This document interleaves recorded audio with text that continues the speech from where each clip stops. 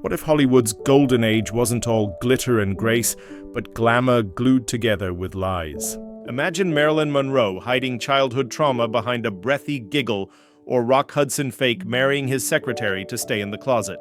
These weren't just stars. They were studio-built myths wrapped in secrets juicier than a TMZ headline. Buckle up, we're diving behind the velvet curtain. And trust us, it's messier than a celebrity divorce. Number 1. Bobby Darin, the teen idol raised by his grandma, who was actually his mom. Bobby Darin had swagger talent and a Brooklyn attitude that screamed, "I've got this." He was the slick cooner behind Splish Splash and Mac the Knife, a teenage heartthrob with a dry IV fueled by one ticking clock.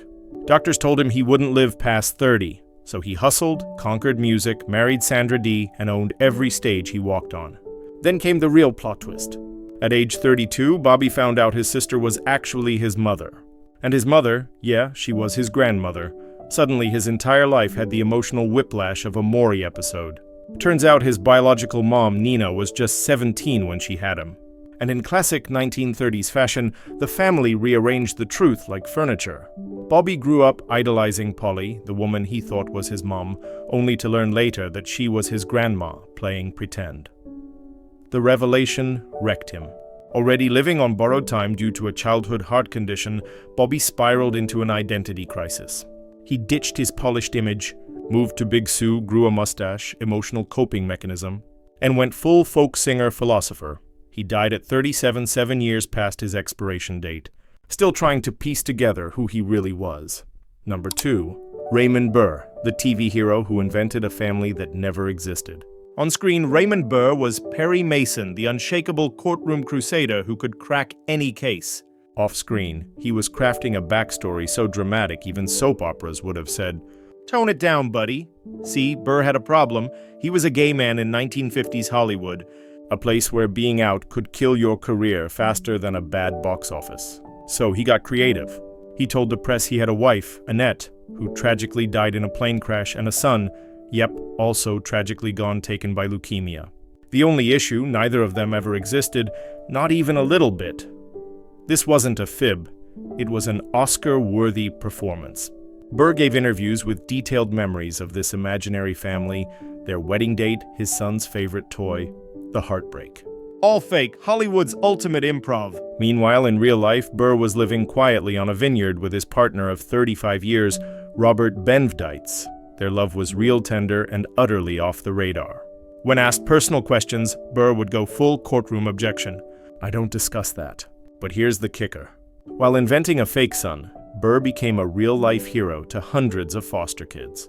He donated quietly, paid for surgeries, school tuitions, and lifted up lives no one else saw. Number 3. Marilyn Monroe, the orphan, the bombshell, and the breakdown. Before she was Marilyn Monroe, she was Norma Jean, just another foster kid with a dream and a stutter. She bounced through 11 homes by age 16, mastered the art of looking adorable to avoid being sent back, and even married the boy next door just to dodge an orphanage, her breathy voice not a sexy affectation. It was childhood trauma in high heels. Hollywood turned her into the ultimate bombshell, but inside she was still that scared little girl, afraid everyone would leave. Spoiler, they usually did. Marilyn collected broken hearts like Oscars, 3 divorces, affairs with presidents, and nightly panic calls to friends just to avoid being alone. Behind the glam, she was self-medicating with pills, alcohol, and affection from the most powerful men alive. It was less a love life and more a cry for help in red lipstick. By 36, the world's most famous woman was found dead alone, overdosed, and still searching for someone to stay. Marilyn's story isn't just tragic. It's the blueprint for how Hollywood builds icons from pain, then forgets to catch them when they fall.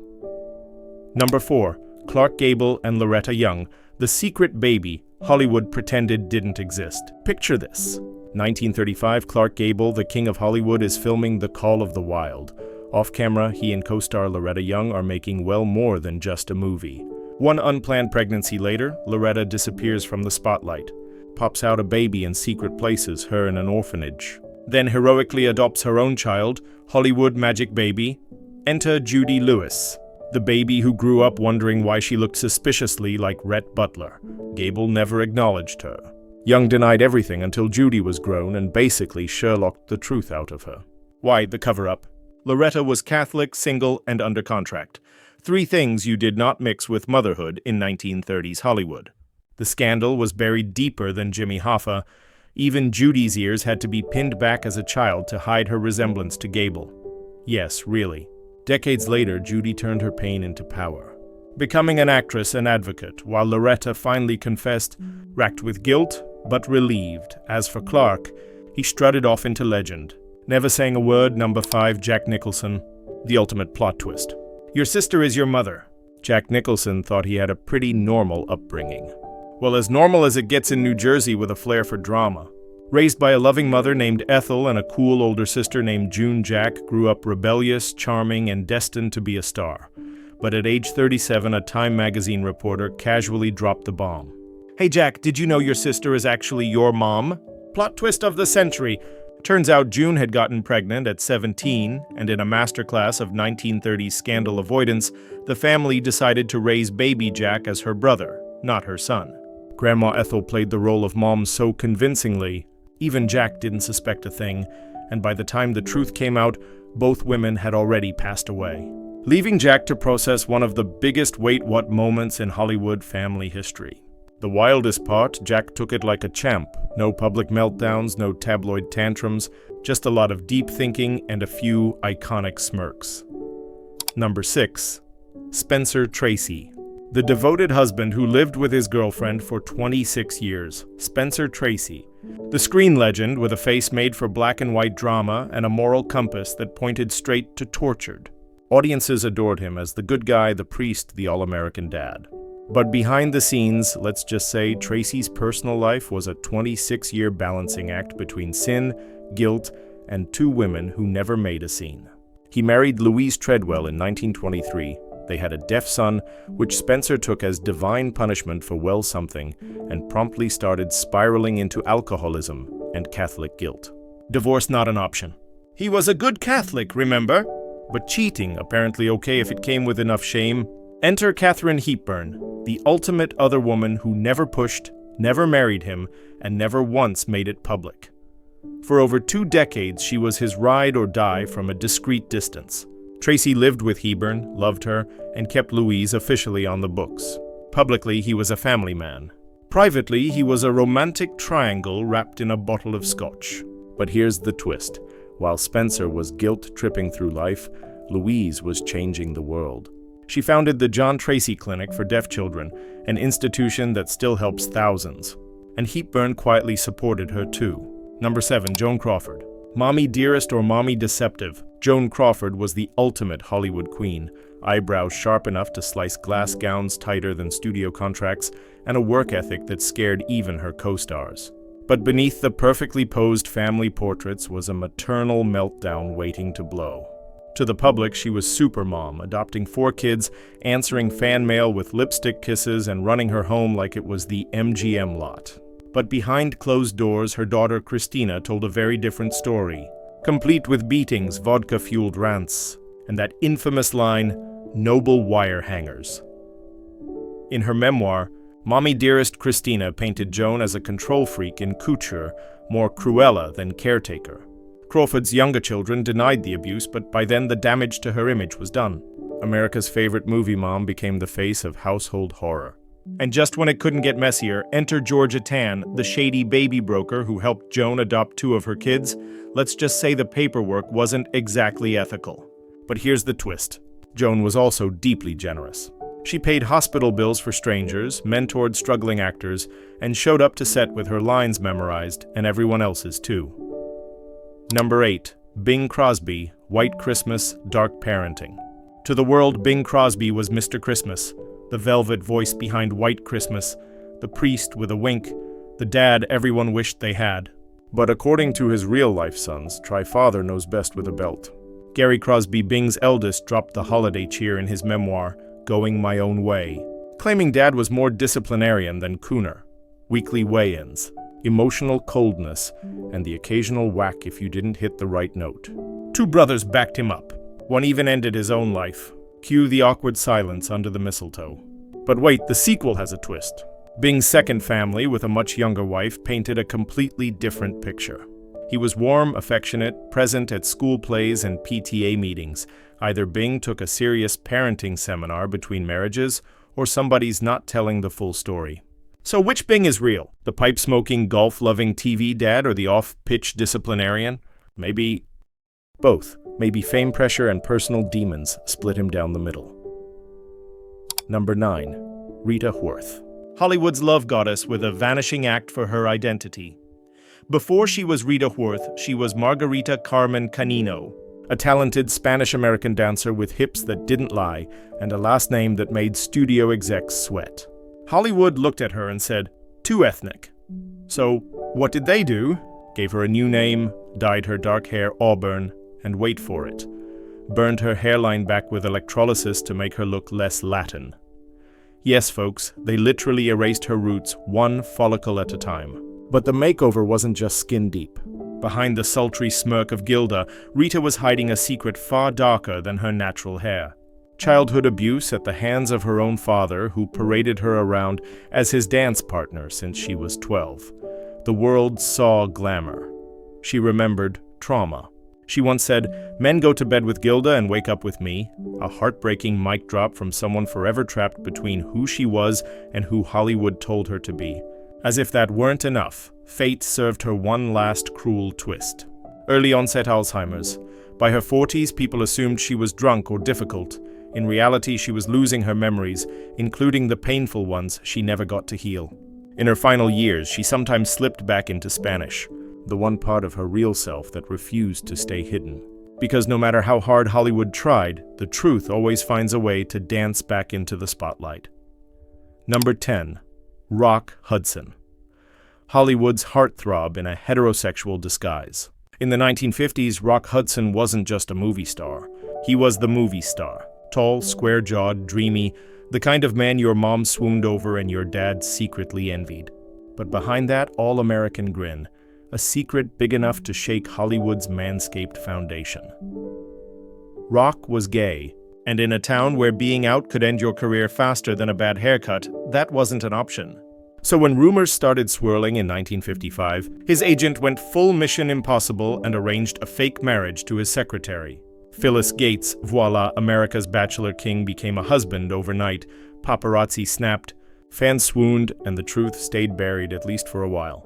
The marriage lasted 3 years, the public image much longer. Meanwhile, Rock lived a double-life rom-com lead by day, closeted man by night. He dated men in secret dodged tabloids like landmines and kept up the charade with the precision of a method actor. But then came 1985, Rock Hudson became the first major celebrity to publicly disclose he had AIDS. In that moment, the Hollywood illusion shattered and something real, raw, and incredibly brave took its place. Number 11, Clara Bow, the original it girl with a past that was anything but glamorous. Clara Bow was the roaring 20s personified flapper dresses, finger waves, and enough sex appeal to short-circuit every silent film projector in town. She wasn't just a star, she was the star. But off-screen, Clara's life was less Great Gatsby and more trauma wrapped in sequence. Born in a Brooklyn tenement in 1905, Clara grew up surrounded by chaos. Her mom diagnosed with mental illness and once tried to kill her in her sleep. Her dad, let's just say abusive, doesn't even scratch the surface. She escaped poverty by winning a beauty contest, and Hollywood snapped her up faster than you can say, silent siren. But studios weren't interested in her pain, just her pout. They rewrote her backstory, slapped on some rouge, and sold her as the carefree party girl with it. Behind the scenes, Clara was battling PTSD, insomnia, and crushing anxiety. Fame made it worse. Tabloids salivated over her love life, painting her as wild and promiscuous when really she was just trying to survive. By 28, she'd had enough. She walked away from fame, retired to Nevada, and lived quietly far from the cameras that once adored her. Number 12, Lon Chaney Sr., the man of 1,000 faces and 2 very silent parents. Lon Chaney wasn't just a silent film legend, he was silence. Best known for haunting classics like The Phantom of the Opera and The Hunchback of Notre Dame. Chaney could twist his face and body into anything, but his true superpower, speaking volumes without saying a word. Why? Because both his parents were deaf. Born in 1883, Lon grew up in a household where sign language was the family soundtrack. He learned early how to communicate with his eyes, his hands, his entire body. Basically, mime wasn't a performance. It was a way of life. While other kids were learning to talk, Lon was learning to speak through movement. And he'd use that skill to terrify and mesmerize audiences worldwide. But here's the part that'll make you misty. Chaney never flaunted this origin story. In an era when disabilities were whispered about or hidden, he protected his parents fiercely. Even his first wife didn't know they were deaf until she met them. Surprise. His empathy for outsiders, the misunderstood, the monstrous, the lonely, wasn't an act. He'd lived it. Off-screen, he supported his parents, stayed humble, and never gave interviews. Because why talk when you can let your work scream? Number 13. Gene Tierney, the Hollywood tragedy no one saw coming except that one fan. Gene Tierney was the kind of star who didn't just light up the screen, she hypnotized it. Sultry, elegant, untouchable. But behind her flawless face was a real-life plot twist so tragic even Agatha Christie couldn't have written it better. Actually, she did more on that in a sec.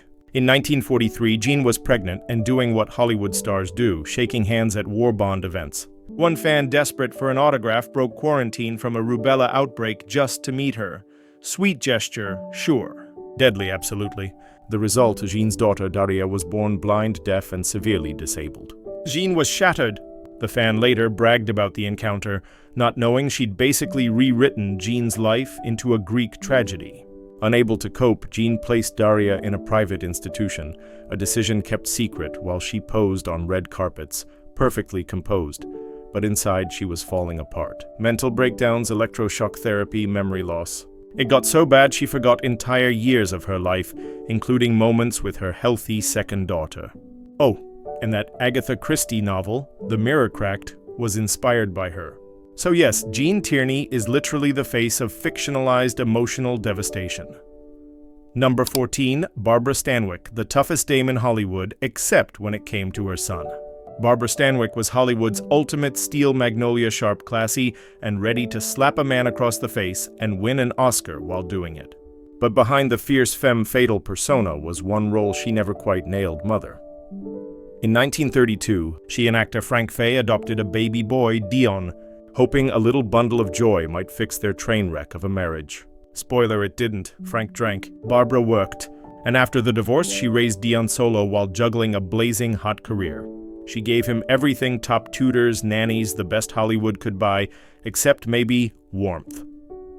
Turns out Stanwyck's version of love was more contract negotiation than cuddle session. By the time Dion hit his teens, things got frosty fast. The older he got, the more distant she became.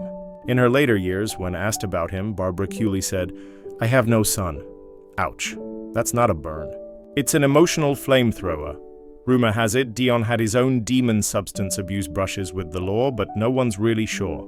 Barbara kept her private life under tighter security than Fort Knox. When she passed, Dion got $5,000 in her will. Translation: the legal minimum to keep him from suing. Number 15, Jerry Lewis, America's funny man. Unless you were his alleged daughter, Jerry Lewis made the world laugh for decades. Rubber-faced, loud, outrageous, and somehow always tripping over invisible furniture. He raised billions for Jerry's kids through his legendary telethons. But one kid he never raised, his own maybe. Enter Susan Minaret, a woman who spent her life saying, "Hi, I think Jerry Lewis is my dad." While Lewis spent his life replying, "Never heard of her." According to Susan, her mother had a years-long affair with Lewis in the 1950s, 9 months later. Tada, Susan. Did Jerry ever meet her? Nope. Take a paternity test. Nah, return her letters. Also, no. In fact, he went full ghost before ghosting was even a thing. But science had something to say. In 2009, a DNA test showed an 88.7% chance that Lewis was indeed her father. That's not maybe. That's get him a mug that says MRO Dad reluctantly. Oh, and as if the irony gods weren't done while Jerry raised money for sick kids on TV, Susan, his alleged daughter lived in poverty and battled Crohn's disease. And when Jerry died, he left millions to everyone but her, and his 6 sons from his first marriage also cut out. Clearly, Jerry loved drama as much off-screen as he did on it. Number 16. Charlie Chaplin, comedy genius or underage bride collector. Spoiler, both Charlie Chaplin made the world laugh without saying a word. With the cane, the mustache, and the heart. But off-screen, let's just say he had a thing for younger women. And by younger, we mean barely out of homeroom. In 1924, at age 35, Chaplin fell for 16-year-old Leda Gray during filming of The Gold Rush. When she got pregnant, he didn't rush to the altar. He rushed to Mexico, where laws were looser and scandals could be quietly sealed with a wedding ring. But the marriage total disaster. Leda gave birth to 2 sons, while Chaplin allegedly womanized, criticized, and emotionally steamrolled her. Their eventual divorce was a tabloid goldmine. Leda's 50-page complaint read like a soap opera written by someone with a grudge and a typewriter. Chaplin had a history. Multiple relationships with teenage girls, each swept under the rug with studio pressure and PR spin. But while the headlines screamed scandal, audiences kept showing up for his movies. Here's the twist. The man accused of exploiting young women created films filled with deep empathy for the poor, the powerless, the voiceless. Go figure. Number 17, Gloria Graham, the femme fatale who married her stepson. Yep, you read that right. Gloria Graham was the queen of film noir, sultry voice, smoldering gaze, and a kiss that spelled certain doom. But her most shocking plot twist didn't happen on screen. It happened in her bedroom. In the late 1940s, Gloria married director Nicholas Ray. So far, so standard. Until he allegedly walked in one night and caught her in bed with his 13-year-old son, Tony. Yep, his son. Gloria denied it. They divorced and the incident vanished into hush-hush Hollywood whispers. Fast forward a few years, Gloria reconnects with Tony, now a grown man, and in true Wait What fashion they get married in a secret ceremony in Tijuana. She was 37, he was 22, so yes, Gloria officially became her own ex-Peason's wife. Try explaining that at family dinners. When the press finally caught wind of the story during a custody battle, her career flatlined faster than a bad test screening. Studios blacklisted her. The public gasped and Gloria took her talents to theater and low-budget TV. And yet the marriage lasted 14 years. Was it scandalous? Absolutely. Messy for sure. But friends said Gloria was vulnerable, childlike, always chasing the love and stability she never had growing up. Number 18, Ingrid Bergman. From Hollywood's sweetheart to public enemy number 1, Ingrid Bergman was the ultimate good girl, luminous, wholesome, practically glowing with virtue. After Casablanca and the Bells of St. Mary's America saw her as the poster woman for class and moral purity. So when she dared to have gasp a personal life, the nation lost its collective mind. In 1949, while married, Ingrid flew to Italy to work with neo-realist director Roberto Rossellini. They fell in love, made the film Stromboli, and plot twist, she got pregnant. Before the film even hit theaters, Ingrid was starring in a real-life scandal. The backlash was so intense the US Senate literally denounced her. Yes, the Senate, as in actual politicians, stopped what they were doing to scold Ingrid for getting laid. Suddenly, she went from America's sweetheart to Hollywood's harlot. Her movies were banned, churches boycotted her. Fans wrote hate mail. Meanwhile, Rossellini shrugged in Italian. But Ingrid wasn't hiding. She married Rossellini, had 3 kids, including future actress Isabella Rossellini, and made some of the most artistically bold films of her career. Far from the judgmental glare of Tinseltown, 7 years later, she returned to Hollywood with Anastasia and won an Oscar. Because if there's one thing Hollywood loves more than a scandal, it's a comeback. It's a comeback. It's a comeback. It's a comeback.